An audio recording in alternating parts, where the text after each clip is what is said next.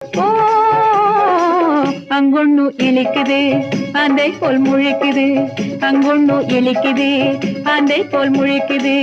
ஆட்டத்தை ரசிக்கவில்லை ஆளைத்தான் ரசிக்குது. அழகான பொண்ணுதான் அதுக்கேத்த கண்ணுதான், எங்கிட்டே இருப்பதெல்லாம் தன்மானம் ஒண்ணுதான். அழகான பொண்ணுதான் அதுக்கேத்த கண்ணுதான்.